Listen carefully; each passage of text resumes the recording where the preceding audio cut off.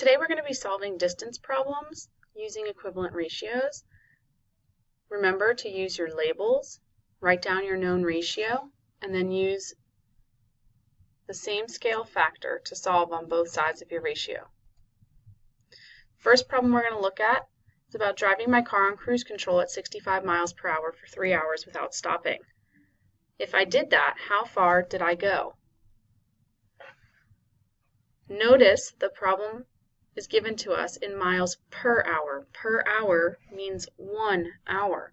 So when I write my first ratio, I can say that I have 65 miles in 1 hour. So it's 65 to 1. I'm going to continue at this rate for 3 hours. So I'm going to put my 3 underneath the hours. My scale factor is to multiply by 3. I'm going to do the same thing to the left side of my ratio and multiply 65 by 3. That will give me 195. So I've determined that I drove for 195 miles. Let's look at another. If on the road trip the speed limit changed to 50 miles per hour in the construction zone and the traffic was moving at a constant rate, and it took me 15 minutes to get through, what was the distance of that construction zone? Well, I know the speed is 50 miles per hour, so I'm going to use that ratio, miles to hours, 50 to 1. 15 minutes is a quarter of an hour, 0.25. To get from 1 to 0.25, I need to divide by 4. Whatever I do to the right side, I'm going to do to the left, and take 50 and divide it by 4. That gives me 12.5. So the distance of the construction zone was 12.5 miles.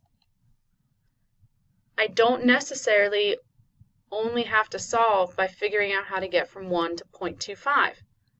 I could go from 1 to 50 and multiply by 50, and then do the same on the bottom, 0.25 times 50. That's still going to give me that 12.5 mile distance. The next problem is about a train. It's traveling at a speed of 30 miles per hour and travels a distance of 240 miles. How long did it take the train to complete its journey? Well, I'm going to set up my first ratio.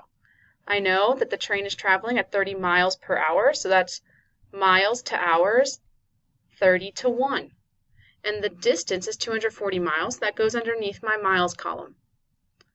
I have to determine how to get from 30 to 240. If I don't know to multiply by 8, I could take 240 divided by 30. That will give me 8. And then I know my scale factor is 8. I'm going to multiply the right side by 8 as well.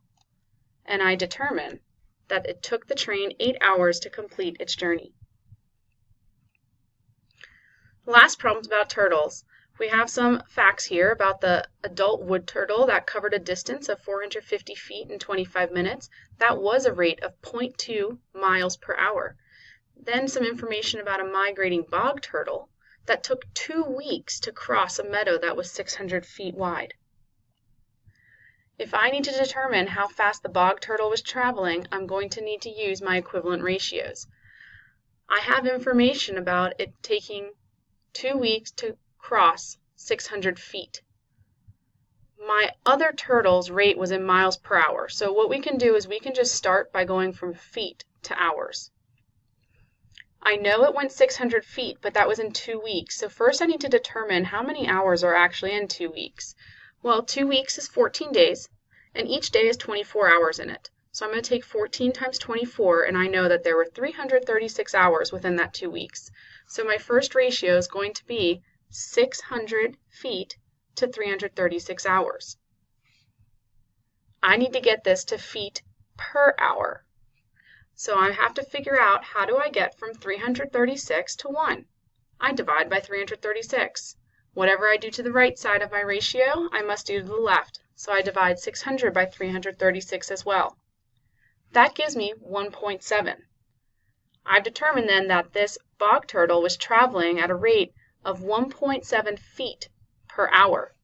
I still can't really compare that to the wood turtle though, because that was in miles per hour. So I've gone ahead and converted that to miles per hour for you. And that is 0.003 miles per hour. So that bog turtle is traveling at a much slower rate than the wood turtle. So as you're working through your distance problems, just keep in mind that if you're solving distance problems using equivalent ratios, that you must use your labels. And that per hour, per minute, or per second, it always means that it's for 1 minute, 1 hour, 1 second. Your rate is the same as your speed or how fast something's traveling. And then keep an eye out for any measurement conversions like in that turtle problem, where all of a sudden we had the 2 weeks but needed to get that to hours. Or if it was originally feet per hour, but then the other problem's in miles per hour, we may have to do a measurement conversion there.